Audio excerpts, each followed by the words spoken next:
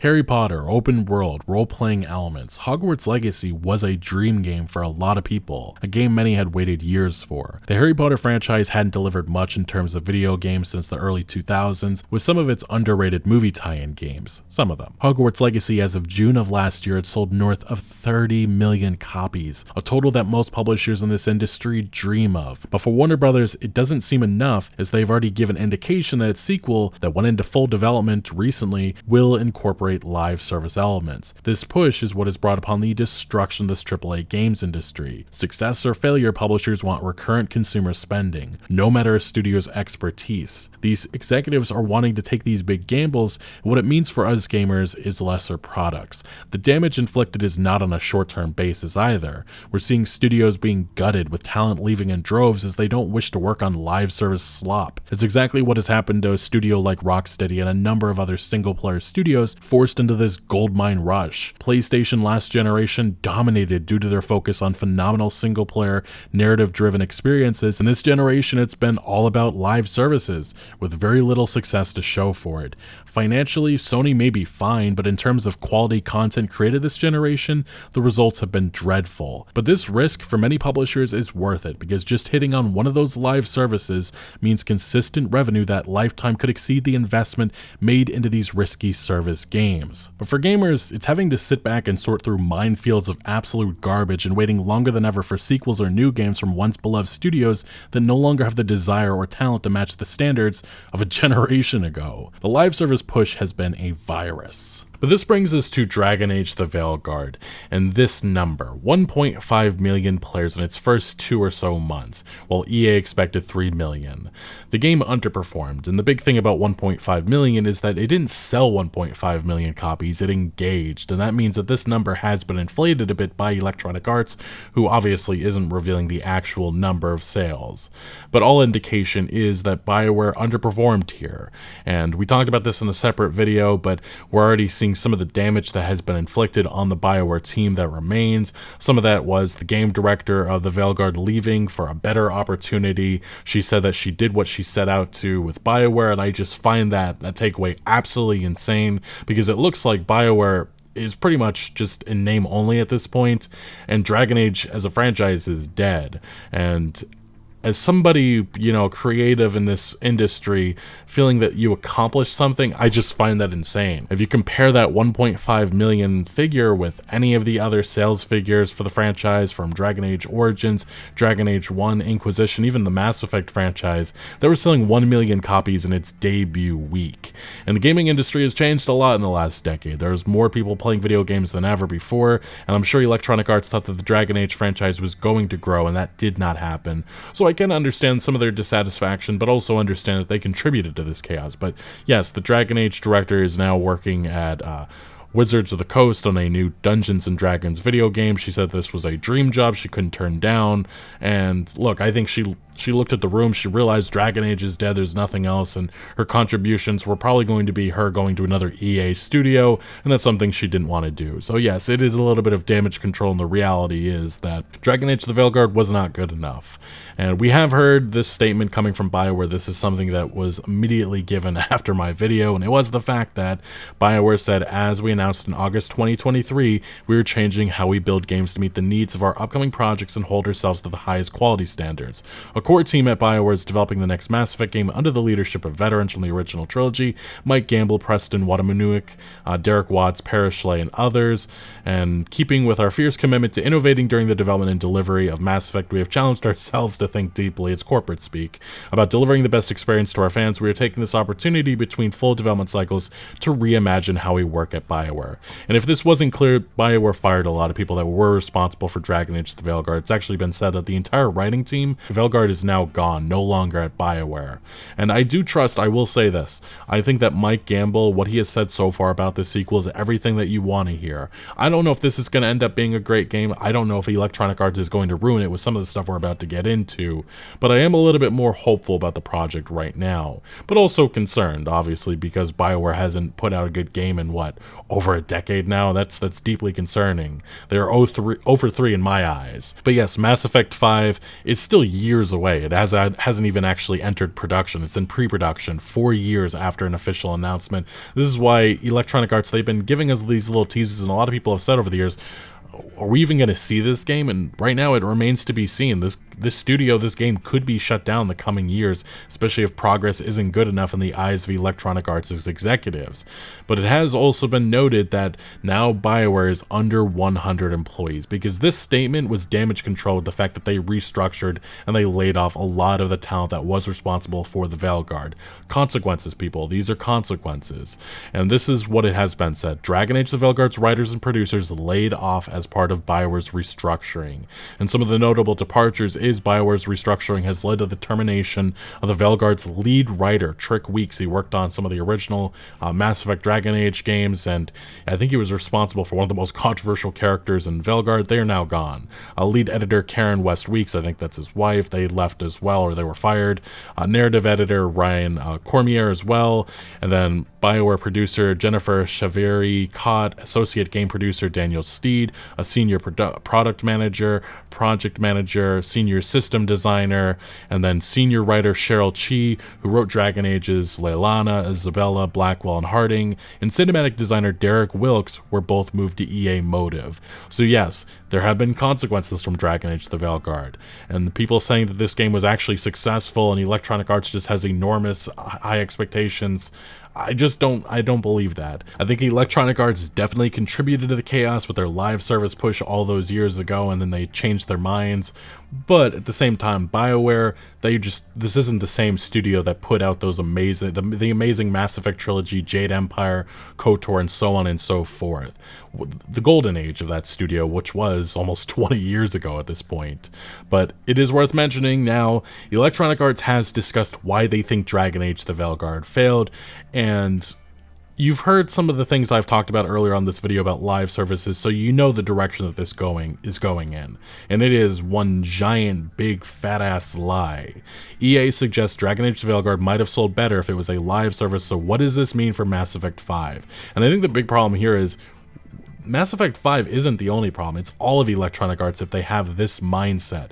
This says a lot about maybe Battlefield, maybe Apex Legends, and we've already seen some of that indication with Apex Legends, as it seems like the player base is lowered and EA has gotten more greedy, which created controversy last summer. But this is specifically what EA said in a recent investor call. Obviously, Dragon Age The Veilguard might have sold more copies and made more money for EA if it had been a live service game, the publisher's top press appears to have suggested. In order to break out beyond the core audience, games need to directly connect to the evolving demand of players who increasingly seek shared world features and deeper engagement alongside high-quality narratives in this beloved category, Android Wilson, the CEO, said. He did continue. Dragon Age had a higher quality launch. Did it though? I mean, these reviews were obviously a little bit higher at launch, but they have come back down to reality. A 79 is fine. I wouldn't say it's high quality. It's fine. And 71% critic recommended. That's not great. And player rating has been much lower in all review metrics.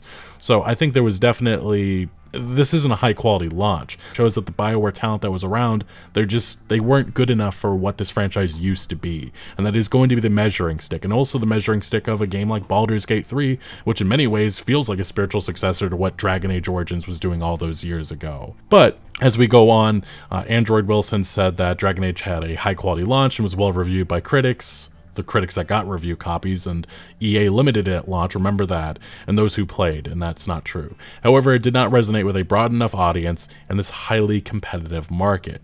Now, it does continue. EA appears to be suggesting the game should have stayed as a live service after all. Realistically, let's look at actual reasons why Veilguard was off-putting to a lot of the gaming audience. One, those preachy clips, yeah, bad word of mouth. There was also the cartoonish art style, big departure from the previous entries in the franchise, that was off-putting. The lack of choices, play styles, you really couldn't even be that evil in the game, that is another big factor. Access media and the fact that EA and BioWare controlled review copies and who got access, another big factor. A number of YouTubers didn't get that early access that a lot of other publishers usually do so for them. But the review copies that we did see coming from YouTubers like Mr. Matty Plays, SkillUp, really said a lot, and they really set the tone for this game, and yes, it did contribute again to bad word of mouth. Say what you will, but nowadays people aren't looking for the coverage from Kotaku and IGN. That is legacy media, that is of the past. Without getting into spoilers, the storytelling for this game was quite messy. There was a bait and switch that I don't think many people appreciated, and the story, is from what I even saw, it didn't pick up until the later half of the game, and I think a lot of people don't want to hear that with an experience like this and the many hours that you need to invest into it. The gameplay was also criticized for its very mundane puzzles and the structure of its missions and gameplay encounters. It felt very live service-esque. Actually, that was one of the criticisms, that you could still see some of that live service DNA very much in the Veilguard's structure. Those are actual reasons why many people passed on Dragon Age The Veilguard, just a couple of many others. And none of them have to do with this game being or wanting it to be a live service.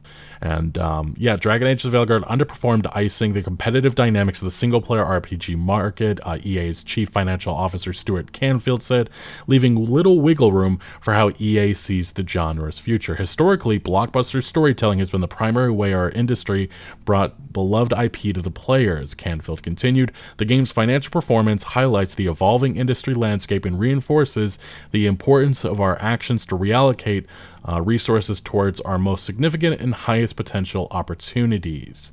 The big unspoken question here now, of course, is what this means for Mass Effect 5. Currently, BioWare has given no indication that this game will be a live service, but these fresh comments by EA execs certainly raise the question of whether it's going to bankroll another single-player BioWare game once more. And I think my prediction right now is that they're going to leave it alone for a while, and if there is any types of microtransaction or live service elements, I think it is just going to be cosmetics and stuff, but I could be wrong. There might be a giant pivot. Electronic Arts is a very greedy publisher, and you really can say never with this company in terms of monetization mechanics or in experiments.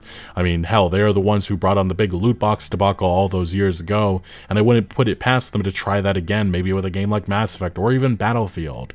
But the big thing is, this is the guy we're talking about, Android Wilson, who runs this company. He earned $25 million despite the company's layoffs. And if you look at the chaos with a game like Dragon Age The Veilguard, he is responsible. He is the head honcho, and he faces no consequences for the chaos that he's brought to BioWare. He has overseen this studio, and I do think that a lot of people need to understand that this game originally, it was called Dragon Age The Veilguard, was Project Joplin. It was under Mike Laidlaw, and the project actually sounded very interesting with its narrative prowess. It was going in a very different direction, but then EA put a mandate down that this was going to be a live service.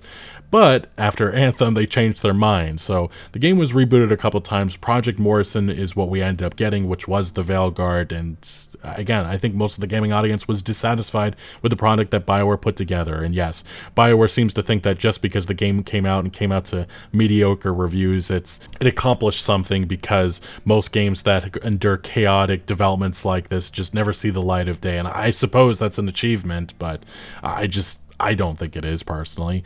Anyway, we did see this. The next Battlefield game has also been teased. We got this little mini teaser. It doesn't show off much, but it definitely shows a direction change for this franchise. From Battlefield 5 to Battlefield 2042, I have a more detailed video coming in maybe the coming days talking about this.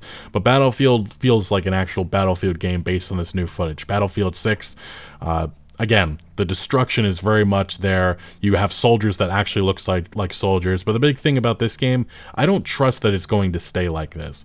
I don't trust that a couple of months after launch, this is going to turn into a clown show like Call of Duty has become, with its cosmetics and all the crazy stupid shit with its monetization. And the big thing is, Electronic Arts has already indicated, even with that title, that they're going to pull off some stupid shit. When they were talking about the new Battlefield game back in May of 2024, the way that they were talking about the game, Android Wilson said that it's going to be another tremendous live service. Nothing about the actual quality of the experience or anything, but he was talking about the live service, and he even talked about some of the opportunities that they have to push further monetization mechanics in the form of ads. Yes, ads in AAA games. This is the stuff that they want. They're going to push for more monetization down our throats, and that's why it makes me nervous for games like Mass Effect 5, for Battlefield, whatever else is planned from this company. And he said this at the time about advertising in AAA games. He said, advertising as an opportunity to be a meaningful driver of growth for us. We have teams internally in the company right now looking at how do we do very thoughtful implementations inside of our game experiences. And yes, it's noted here that 2020's UFC 4 included full screen ads for the Amazon Prime TV show The Boys. And yes, a decision that had to be walked back because of massive fan backlash. And Electronic Arts, notorious for their scandals with monetization, and I'm sure we're going to have another big one in the future with this company that will need pushback like we've seen in the past. But the big thing is that Respawn Entertainment is also under Electronic Arts, and there's always worries about them. But that's why I do have faith that Battlefield 6 is probably going to be a lot better than Battlefield 2042 and Battlefield 5, because Vince Zampella has done magic with whatever he's had over the years. The Star Wars Jedi games were fantastic, Titanfall as well, Apex as well, but there needs to be mentioned the fact that he doesn't have oversight in terms of monetization. That is decided by the executives at the top.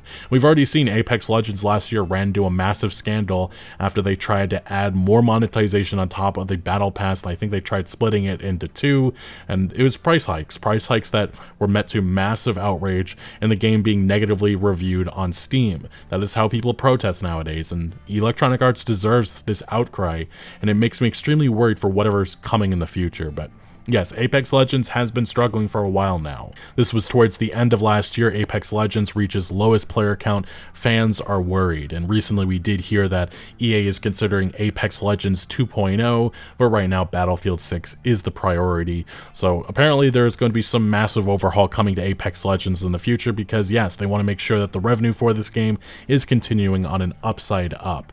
How they reignite this franchise, that remains a mystery at this point, but it is worth mentioning that I don't think that the Star Wars games from EA we have anything to worry about, because they're pretty much done with them.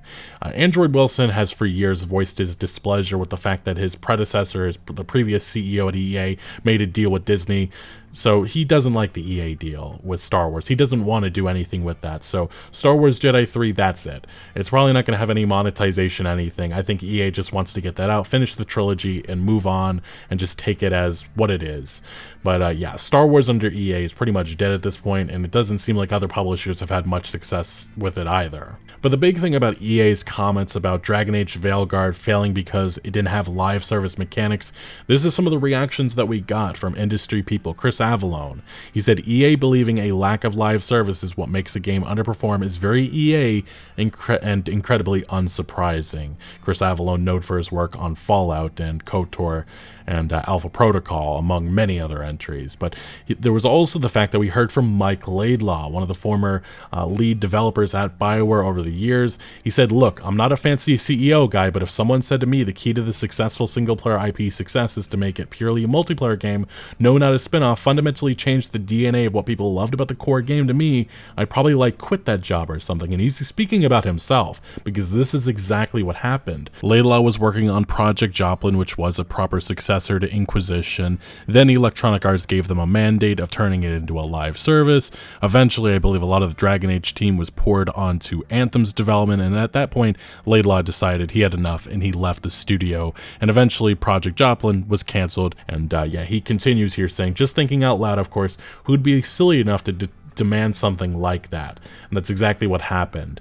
And the game ended obviously getting rebooted. We ended up getting Project Morrison, which is Dragon Age The Veilguard. So that's why I say Electronic Arts definitely contributed to Dragon Age The Veilguard's chaos, the chaotic development over the years. And that was because of the push for these live service bullshit.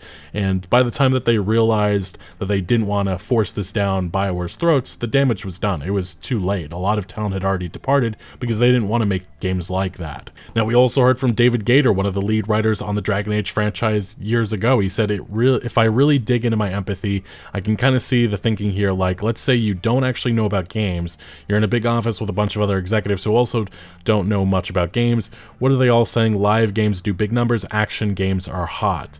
And he did continue, natural response, we should make more action games, and all of our games should have live services. Cha-ching, right? Then some uppity dev spoils your buzz by saying that doesn't apply equally to all games where we have an established IP within an audience that has certain expectations. You frown. You go look at their sales, good, sure, but not as spectacular as live service and action games. Profit's great, But what's the point if you're not #1 in the charts, if you're not making headlines, if the devs can't make it work? This is their failure. This, after all, is the future of gaming. Eventually, you're going to ask yourself why we, the company, even bother with those other games like single-player games. It's a question you've asked aloud before. The fans bristle, but you're not here to supply every audience what they want. You're here to make money and increase your share value, which is very much the DNA of Electronic Arts and the mission of Android Wilson. Maybe I'm being unkind. There are certainly all sorts of lessons the company could learn from a game like Veilguard. I still haven't played it, so I'm going off of what other people have said, but maybe it should have been live service being the takeaway.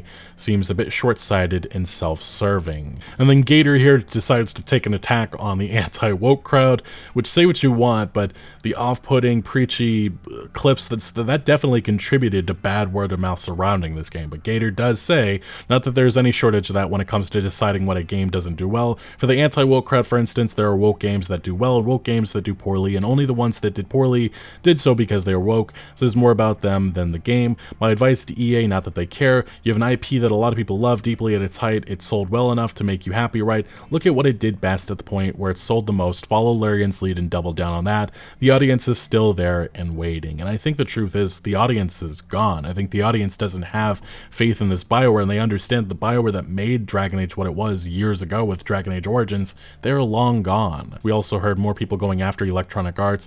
Larian's head of publisher tore into EA after the recent layoffs. This is what he specifically said. Michael Dowse, publishing director of Baldur's Gate 3 developer Larian Studios, took to X in a series of posts going after EA, saying it's possible not to lay off large parts of your development teams between or after projects. Critically retaining that institutional knowledge is key for the next game.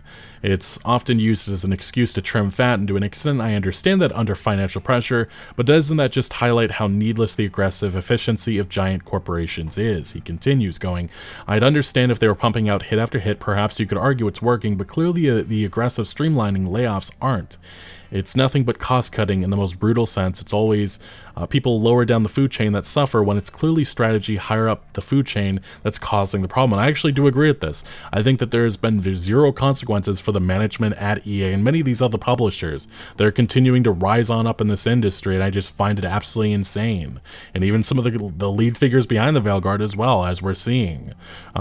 Dowse caps off the post with, on a pirate ship they tossed the captain overboard. Very much so.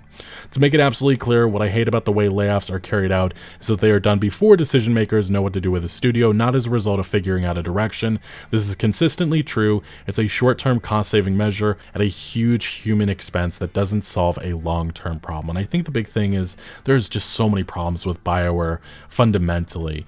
And I think that there's an expectation from the gaming audience right now, rightfully, that BioWare could be shut down any day, and they may not even release Mass Effect 5. I mean, they're 0 for 3 with games, and I think you can blame Electronic Arts for some of that, but also BioWare, their management, everything that has been going on with this company, it's just been constant chaos.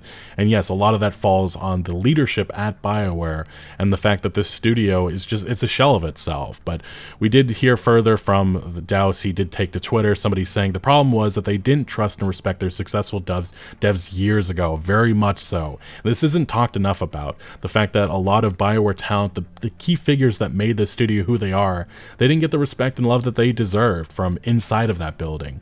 So the talent left and was replaced with pliant replacements who would do what corporate wanted but couldn't perform to the same level or stand up for a vision. And that's the big thing. These studios, they replace talent with other individuals that they can't match the previous figures. This is a problem with many of these franchises that have continued on for so many years. It's just one of those things that doesn't get talked about enough, and Dowse does agree. He says, I think there's an element of truth to this. We actually heard this from David Gator himself. He talked about this by the time that he was leaving. He said that BioWare quietly resented its writers when they were working on Anthem. I just find that absolutely insane, and it shows the problems within inside of that building, and why I think a lot of people look at the layoffs and everything that has happened, and they're just thinking that maybe this is the best for BioWare. Maybe it's best that they just completely destroy everything that this studio has been going on for the last decade and totally transform it. Either they're going to turn into something better or they're going to die. Although, obviously, some people take issue with that and saying that these layoffs, again, you're just losing institutional knowledge and you could be working on remasters and other stuff. But the big thing is that remaster subject even came up during the marketing of the Veilguard, and we heard from one of the key narrative figures on Veilguard saying that a Legendary Edition style remaster of the old games in the series is unlikely because there's maybe 20 people left at BioWare who know how their engine works, and that's not a great admission. That is not a great admission, and I said as much when this news broke in November of 2024. But yes, the takeaways from what's been happening with Dragon Age The Veilguard the last couple of days and the layoffs that we're seeing, and Electronic Arts blaming the failure on live service and not having a live service, these are some of the takeaways. Aftermath said that a lot of what happened with The Veilguard is due to the fact that it started life as a multiplayer game, particularly in the way that the hubs and the mission structure ended up working, and that very much, you can see that within the gameplay of The Veilguard. In my view, they did their best with what they had, but it was by all accounts quite a grueling production process. They got the entire Mass Effect team to help, and they dragged themselves across the finish line. I think there was a lot of hope that maybe that would be enough, but it didn't quite land with the base. The word of mouth around it was mixed, especially around the moment-to-moment writing, because there wasn't a huge amount of enthusiasm from the actual community. Outside certain elements, my sister platinumed that game, and they were getting hammered by, frankly, a hate camp. Okay, look, some of this preachy stuff that went viral is very much off-putting, and again, they're just gonna define it into a broad box, calling it all of a hate campaign, but a lot of this was rightful criticism with the preachy modern-day stuff that should not be anywhere near Dragon Age. But yes, there were other issues with the overall writing, the fact that it was very off-putting with the fact that the dialogue options were like, okay, it just felt very modern, and I think that's the big problem, especially when you're comparing it to the previous entries in this franchise, in which the narrative really was powerful, and it was something that stood out, and that's not something you really could say about the Veilguard, in my opinion. But yes, they say it's a hate campaign, it was tough to achieve liftoff. That's kind of where we ended up with Dragon Age The Veilguard, unfortunately. And yes, this is what Dragon Age The Veilguard started off for. It was originally Dragon Age 4, it was Project Joplin, and I have a separate video discussing all of the details of what Dragon Age 4 was originally going to be, and I'm very disappointed that we'll never see this specific project see the light of day. It actually sounded quite promising. And just to share one specific detail, it says Joplin would have also focused on heists as spies, presumably to circumvent the plans of Solus. While speaking to Kotaku, developers also mentioned systemic narrative mechanics that would have allowed Dragon Age 4 players to persuade, extort, or somehow abuse guards, and they were really leaning into the narrative stuff here, narrative options and choices and consequences. And again, I'm just disappointed we're not going to see that specific game come to light. But yes, the outcry surrounding Dragon Age The Veilguard and its failure has only continued. Again, we have top comments. Chud's ruined BioWare. Another one in which people will call me delusional, but a game getting 1.5 million players should not be considered a failure. This is very much capitalism eating itself and people suffering for it. And this is just pure delusion. Also, they blatantly lie right here saying that it was the biggest BioWare launch. It was the biggest launch on Steam. And the only reason why it was the biggest launch on Steam is because no BioWare game before 2020 had launched on the platform. So yes, again, just a delusional mindset that the remaining BioWare player base is living in right now. We had another viral video. This one was talking about Mass Effect 5. This is a streamer, and they talked about, well, how they do not trust this current BioWare. They say, I don't think BioWare is on my side, and here's the clip. It's just a lot. It's just a whole lot.